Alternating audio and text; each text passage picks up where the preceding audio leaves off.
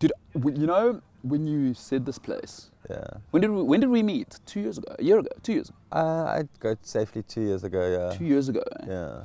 When you said you live at a backpackers, I used to think, it's like, oh, okay, it's going to be, the way you're describing it, it's going to be like some little rinky-dink, like it'll be fun for him and his mates. He just bought something that... But when I got here yesterday, so we rolled in, there was 4 of us, I thought to myself, holy smokes, this place is unbelievable by places I go to standards. It was just like, it reminded me of in the Wild Coast, away with the ferries. Oh, right, yeah. I don't know if you've been there. I've never been there, So yeah. also backpackers, but Yeah. just like epic, ridiculous, looks like Lord of the Rings kind of thing. Yeah. It's And in Hogsback, right? Exactly, in the Yeah. Hogsback area, yeah. It's in Hogsback. Yeah. And when I came in here, just like, it never ends. And then it's like, oh no, this is a real place. Like it's a flippin', I mean, paradise is the wrong word. It's like, because it's real. Yeah, yeah. So, dude, you totally underestimate. Tangible paradise. Yeah, I underestimate pretty much everything in my life. But here, also, it's a bit of a weird to call it a backpackers, although essentially at the heart, that's exactly what it is. Yeah. It's like, you know, travelers, especially like 20-something European travelers come, they stay here, and they, I never know why, are all happy with staying in a bedroom with people they don't know in 8 beds. Yeah. And that's what they do. So it is that.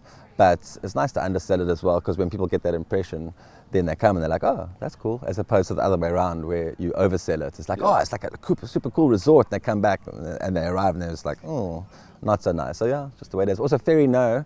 So this is Ferry Knowe Backpackers, but Ferry Knowe is actually the name of this little area. Oh. So it wasn't what the Backpackers was called. It's like, you know, Waverley Girls High School. It's Got you. Waverley equals Ferry Knowe. So Oh, I see. So it's like the area named the place. it just happens to be a perfect name for a backpack. It is a cracking name. Yeah. Ferry Knowe, especially for this area. There's a lot of like spiritual. There's a lot of spiritual The people vibes there, are immaculate here. Yeah.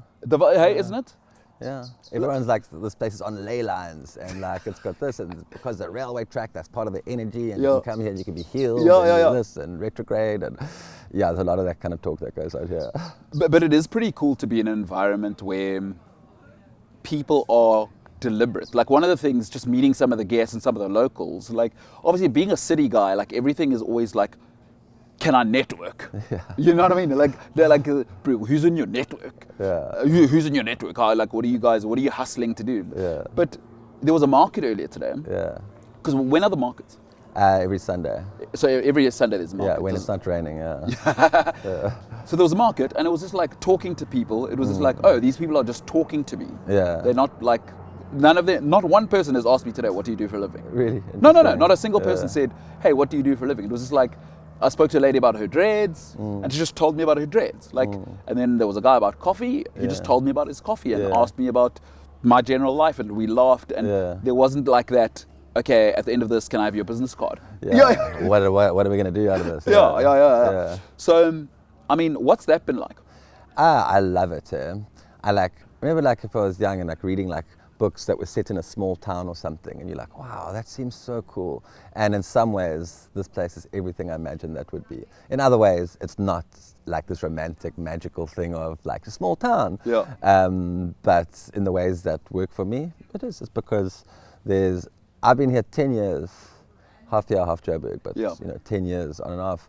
And most people here don't even know my name, and I love it. Yeah. It's so cool, man. And because that stuff isn't really there. And then there's the other side of it where you get a lot of people in small towns that have like alcohol problems, and that's all they're doing is they're seeking the next party, and they don't know anything about you because they never ask any questions because they're just narcissistic, you know. Yeah. But you said something interesting there. You said that's just not what you're about. Like, because we were talking a little bit earlier about what you're about. Yeah. And I can kind of see it in the place. Yeah. Like, not being funny. It's like you're about just coming here and being like a half decent human, and then you can hang out here. Yeah, that's what I want. So like, well, what's the thinking there? The thinking there with this place is to make it like, I often say, like, I try to make it as though we're living according to the preamble of the South African Constitution. Yeah. Like, no one's going to get discriminated against based on anything, race, class, gender, sexuality, whatever. Everyone is welcome. Yeah. Until you're a dick. And then after you're a dick, you're just not welcome at all. No dicks. Like, no dicks, man. Yeah. Like, no bad vibes at all. And I just want a place where I feel safe, Will the people here feel safe? The staff, everyone, so that because it's an interesting place, which is it's a big property, and there's no wall, there's no fence, there's no gate, there's no nothing. Yeah. Anyone can come in here Yeah. anytime. Yeah. Which is a weird thing in South Africa. Yeah. But it is a safe place. Yeah. And that's not just because this wilderness is like this enclave of safety in South Africa. Like it is quite safe, but Yeah. lots of stuff happens as well. Yeah, sure. So that's all I want. I just want to be in a place that I feel like relatively safe. Who comes here? It's like a mix here. Like I'd say about 60% internationals, so people from like Germany, Netherlands, Spain, Canada, US, and then like an array of different countries, and locals, South Africans, some people who like know and understand the sort of like backpackers vibe Yeah. and like it for that, and they're coming to expect to meet people, this, that, and the other. Others who are looking for like a more affordable option of going somewhere and come with the family, stay in one room, which works out quite well, affordability wise. And yeah, people who like hiking and the trails around here, going to the beach, all that kind of stuff. So it's like a big array of people here. Yeah, wilderness is pretty sweet because it's right next to George. And if you don't want to pay, I mean, George is nice, but if you don't want to pay George prices, if you can stay here, and it's 15 minutes to get there, Yeah. are we kidding? And you got the sea right here. You got the sea right here, man. You got everything right here, and you got George right there. I feel less disconnected from like the world here than I did when I lived in Cape Town. I mean, you got everything. You got Wi-Fi. Yeah. You go to George, you can get anything pretty much you want in the world, right? I mean, it's a city. Yeah. Is it a city? I don't know, but it Yeah, feels it's a like small, it's a burgeoning city. yeah, there's a Spur. There's two Spurs. There's a Woolworths. Yeah, two Woolworths. 2 Woolworths. 2.5. 'cause Two and a there's half one at the at the engine. garage, yeah. That's when you know it's a city, right? No, we're cooking. I mean, Yeah. once we got Woolworths, then I mean, no free ads, but it is a benchmark. Woolworths, though, they discontinued my favorite chocolate chip cookies. Like recently, I ate them for years, and it's the first thing they discontinued in 40 years of me going to Woolworths. Adrian, your diet is hysterical for a Yeah. fully grown man. I know. I remember you telling me last night. Wait, what did you have 2 days ago? 2 days? Well, You ate. I think you had an ice cream for. I went from Spur. Yes. But when I walked past Spur, I saw Panarotti's, and I Yes. realized I hadn't been to Panarotti's for about 20 years. So what's Panarotti's for context? That pizza place? Yeah. Pizza So it's pasta, like an right? Italian place, right? Because they do sell yeah, pasta and stuff. Yeah, so, it's like a chain. I wouldn't say it's a big chain, because I don't think it's very successful. And there was no one in there when I went there. But like, I think I had an image of them like implanting the smell that I smelled that made me want to go there, but it's not actually real, because I was thinking, like the cookie was like a spray. It's like when you Italy, you know when you sell a house, they actually sell cookie spray. Yeah, that's the thing. Yeah, Yeah, there's a cookie spray you can put so that it smells homely. Yeah. So when I smelt it and I wanted to go there, I had an image in my head of them smelling the Italy, spraying the Italy spray. So I went there, I had a Hawaiian pizza, which was really good. And then I went to... It's crazy, by the way. A Hawaiian pizza's terrible. Really? Don't like No, disgusting. Well, what are we doing? But anyway, so you had a Hawaiian pizza. Go ahead. Yeah. Because I just want to reveal to the world what a grown man is eating, which is crazy to me. Well, then I went from my Hawaiian pizza, I went straight to Steers and I had a soft serve with a flake and a cone, which I would always get 2 flakes if I could, but I've actually never thought to ask, but I wonder if You should. I will ask. Yeah. But why is that? Like, if service staff will be unhappy with their tip, why can't I ask for 2 flakes? Yeah, right. Like if it's quid pro quo, you're serving me, I'm a client. Yeah. Sorry, I'd like another flake. Why is that a ridiculous? Well, I like to say that I never asked. I just never thought about asking until I said it right now. I mean, talk about learn something new every day. No, we're breaking ground here. but you're onto something. Yeah. 2 flakes in my ice cream. Much better, yeah. It's not real. Okay, so you had an ice cream, but this is like at night as well, eh? This is at night, man. Yeah, in the dark. Like you've had a pizza for dinner, an ice cream with a single flake, which may change in the future. Yeah, maybe. And then people would think, oh, okay, he's obviously eaten, and that's fine. He's had dessert. But no. Tell me more. Then Damascus nougat. I've moved on because Woolworths doesn't sell my cookies anymore. I now get Damascus nougats, 2 of them, those size. They got the one double size, and I tried it, but I don't know why. It's just not as good. It's the exact same thing. Yeah. Like mass production's not good for quality. No, I think that maybe my hands made it sweaty at the bottom or something. But I like those 2, and then I had the 2, and because on the weekends I chow sweets. And I don't during the week. Oh, I see. So you're quite good with like, I'm going to kind of like gorge when I do. Yeah. But then I'm disciplined enough it's 2 days out of 5. Yeah, so if I said the word gorge or binge, it sounds so hectic. So I like to think that I don't quite gorge or binge. Oh, it's wilderness. We can be softer than that. you allow yourself the space to be yourself for 2 days or whatever. I just go all in. Really? I'm happy with all in. I suppose. You get stuck in. I get stuck in, yeah. And yeah, I like it. So you do, but you do on some level realize that is outrageous, eh? Yes. Okay, no, yes. that's fine. I do. I don't want to judge it Yeah, as long as yeah. you realize. Well, I only realize now, the reason I realize is because there's stuff I do in my life which is so much more outrageous than that I just extrapolate back to realize that that's part of it. Give me an example. Like Uh, what's outrageous that you do? Well, I mean, the fact that I live at a backpackers. Yes. For a long time, I lived, when I went to Joburg, I lived with my mum. Yes. Here I live with the backpackers. Gotcha. So now, call it a few years ago, I'm 40 years old then, and then maybe I go on a date or something, and you're with someone, and then they're talking, so where do you live? That's what I live. I live at a backpackers half the time, and with my mummy the other half the time. Yeah. There we go. Yeah. Everything, Yeah. dream, everything an accountant female Yeah, wow. is looking. exactly. Dream. Yeah, she's at like PwC, Yes, and so I'm living with my mum and at a backpackers. Yeah. So have you? And ever I'm not had- Italian, Yeah.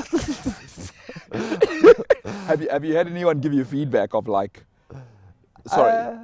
No, but only because there haven't been enough instances of the actual date environment for that to come up. So, But that is funny. yeah, Have you ever been yeah. conscious about that? I just think it's funny, yeah. Because it is hysterical. Yeah. So you lived at the backpackers, and then you thought, because you lived here for a while, right? I lived here for like 7 years. So 7 Always years. half, like here Joburg, here Yeah. Joburg, yeah. And then you bought it. Yes. Like, what led to that?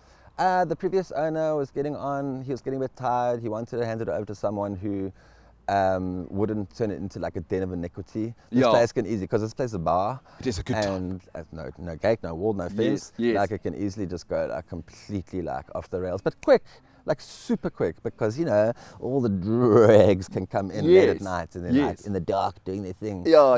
And he didn't want that to happen. And the landlady who actually owns the place, she's such a lovely person, and they've owned it since like the 1850s or something. And he just didn't want to throw her a hospital pass. So there were a few people who wanted to buy it. I was not one of them. And then he said, do you want to do it? And I said, okay, after thinking about it a little bit, but Yeah. obviously not properly, because the moment I did that, then I woke up the next morning with like a proper depression. Really? Like not buyer's remorse. It's like there's buyer's remorse, Yeah. and then there's like buyer's depression. Yeah. I was like, why did I just Yeah, why the turn- hell? Yeah. Why did I turned my refuge into a responsibility? And Oh, I my couldn't goodness. believe that I'd done that. But anyway, I got over that. Yeah. Here we are. And then you've created something. But on that point, it can very quickly. We were here last night with the guys. You can see how it can quickly turn into that. But I do like that you've kind of set up some rules to stop it turning into like a full-on Yeah.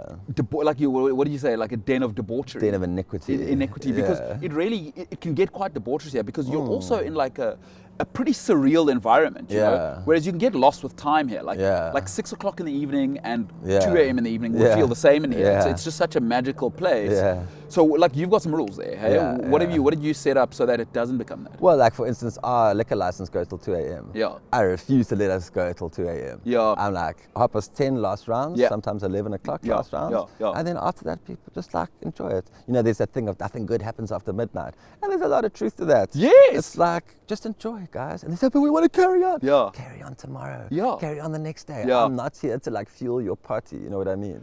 And like volume also is a big thing. We have neighbors as well. And then people say, yeah, the bylaws will allow you. You don't have to listen to that. I was Yes.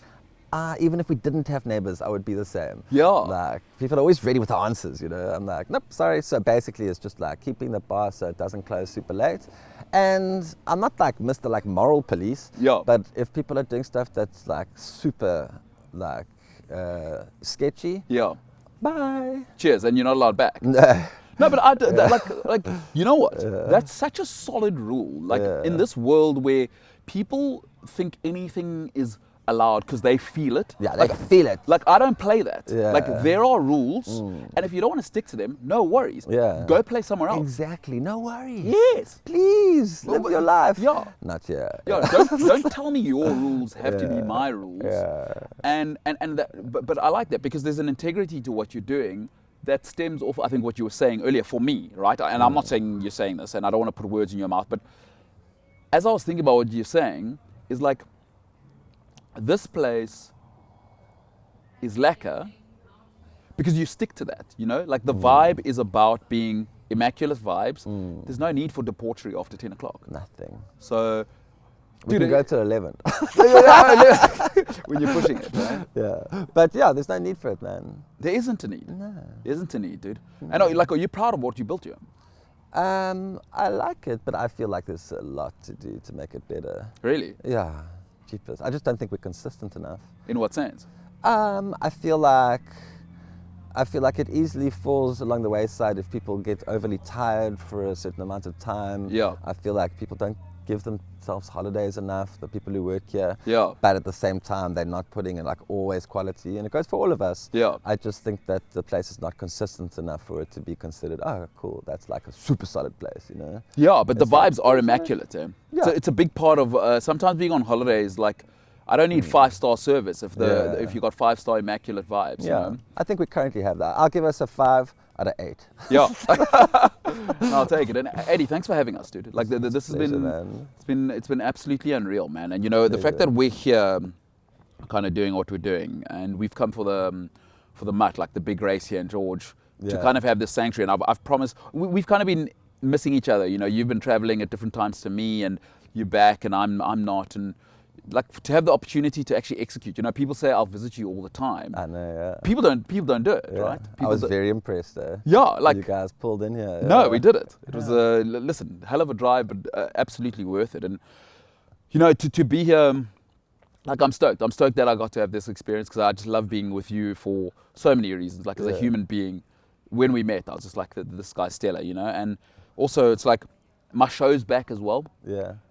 We've been off YouTube for a while. The MKT show's kind of back, and we're working with the mutt. So we're kind of in the area. Beautiful. Like it kind of serves a few things. What's the plan with the show?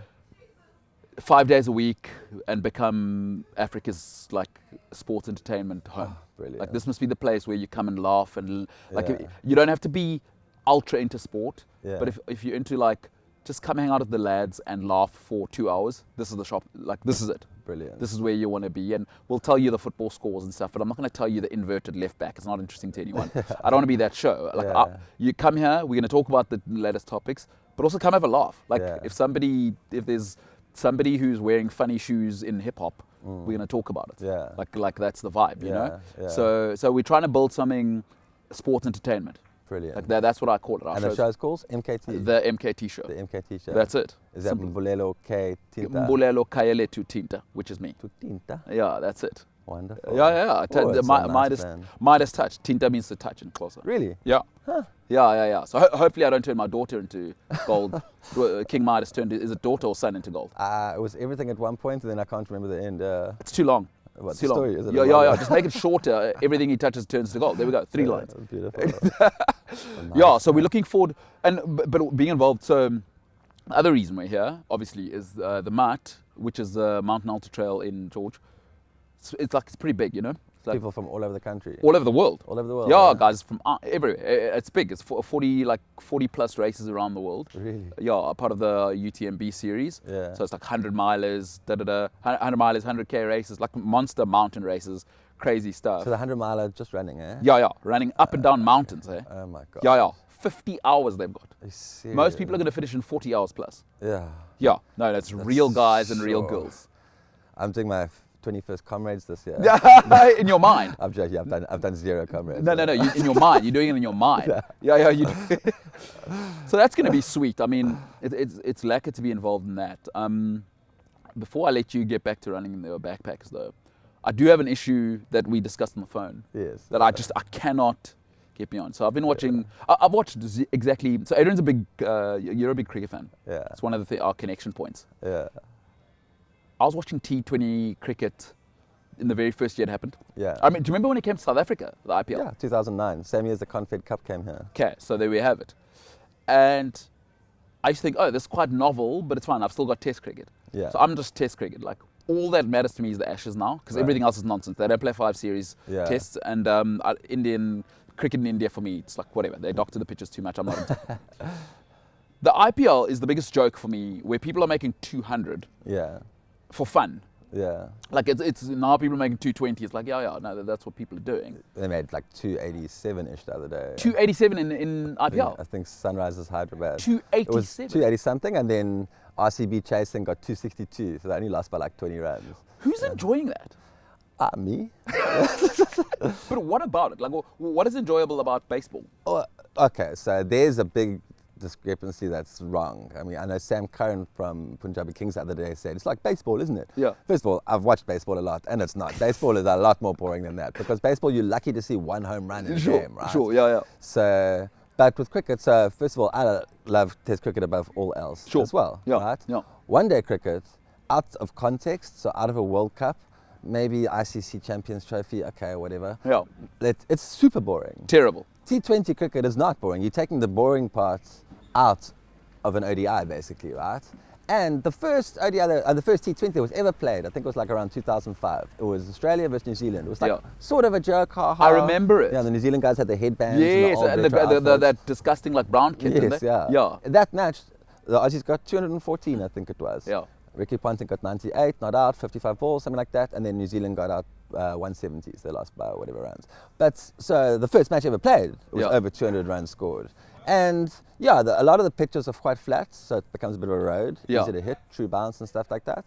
But so the scores has always been up. What's happened now in the IPL in the last 2 years is they brought the impact player rule in. So you know how that works. It's a 12 player, and then they sub someone out. Yeah, for whatever role. That creates a fearlessness in the batsman, an extra level of fearlessness that wasn't there before. They were all like, I mean, there's been a lot of fearlessness in batting, but in T20, but it's up the level. So that's what's got the scores as a line, like the overall median of scores higher. Yeah.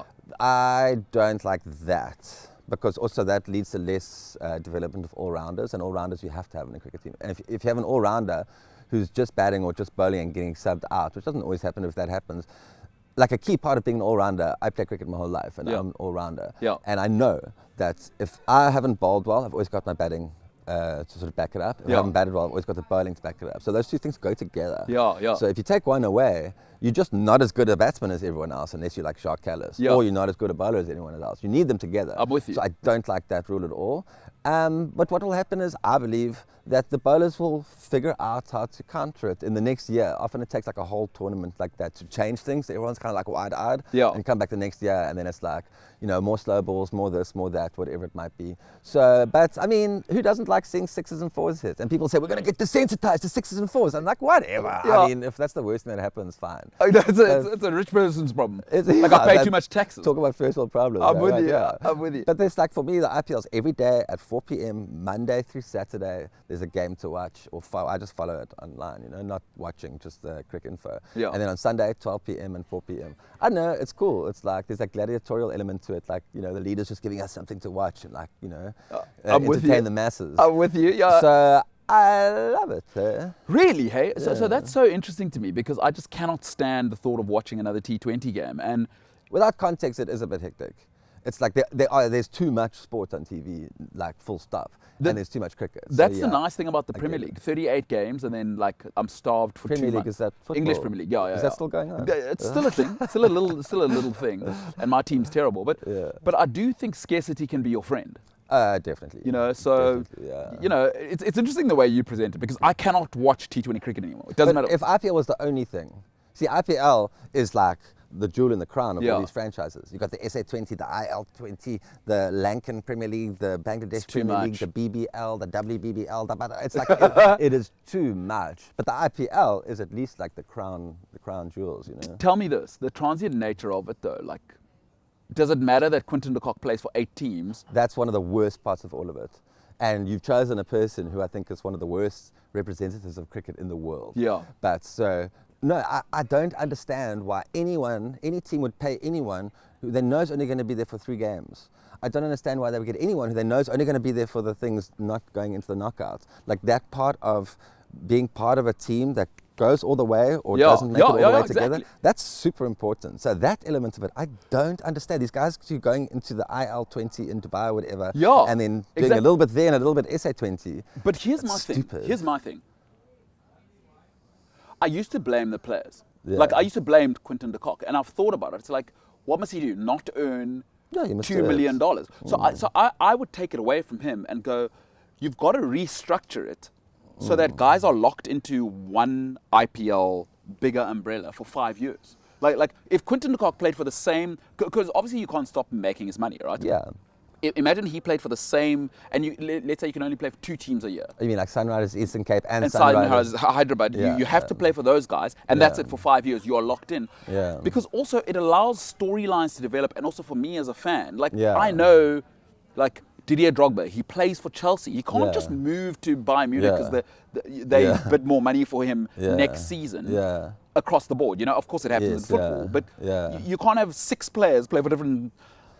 That transient nature also, it means I can't connect my heart to it. Yeah. So That's true. it's all I care about is the Ashes. Yeah, I love that. It's the last one that matters, where your Warriors against my Warriors, and you know what I like about it? Yeah. I think I'll finish it off on this. I like that it's my Warriors against your Warriors. This is what I love about Test cricket when you are playing for your country. Yeah. And cricket's unique. Yeah. You can't just go and buy, like, Travis Head for Pakistan. Like, your limitations, can you make the chessboard work with your piece? I think it's such a big part of cricket, because cricket is really, like, especially Test cricket, it's all about attrition, It's a war of attrition over 5 days, over a 5-game series, where people get injured and he gets suspended and your over rate's too slow, and it's like war. It's like war skirmishes. Yes. Whereas this just feels throwaway for me. But I get what you're saying, and also maybe I'm just old man yelling at the clouds. You may be, yeah. Because also, I mean, if you think of England and the Ashes and all their homegrown English people like Jonathan Trott, Kevin Peterson, all the South Africans, Graham Hick, Robin Smith, Craig Kieswetter, all these, like, I mean, half of their people. But so, yeah, I mean, I get it as well. Yeah. But also, it's like, I wish there was more Test cricket. I love the Ashes, but the thing that is my salvation when watching is I don't have a connection to any team. You know what? When I was watching Ghana play Uruguay at the 2010 World Cup, and I was sitting behind the goals and up a bit, and watching that all play out after Suarez did this, and then Gian missed the penalty, and Gian had become my hero in the previous game when Carlos Bocanegra had come and pushed up against him when they were playing USA, and he stood. And everyone else in that whole World Cup and always just fell over in that situation. He stood up tall and he scored the goal that got them to the wall. Carried on playing, and then I was like, Gian, this guy, and then that all played out like it did. And then after that, and I used to support Liverpool because my mum was from Liverpool, and then Liverpool bought him. I was like, that's it. That's my last connection with the team. I just follow sport for the numbers. I like seeing people. If Ricky Ponting had 250 runs, even though I didn't really like him as a person, no judgment, I just didn't get a good feel, I want him to make 300. If so-and-so gets 8 wickets, I want to see if he can get 10. So you're not attached to... I'm not attached to those things. So because of that, like, I just like the numbers. They get 280 something in a T20. I'm like, whoa. The guy gets like 110 runs at like a 350 strike rate. I'm like, whoa, I want to see that again.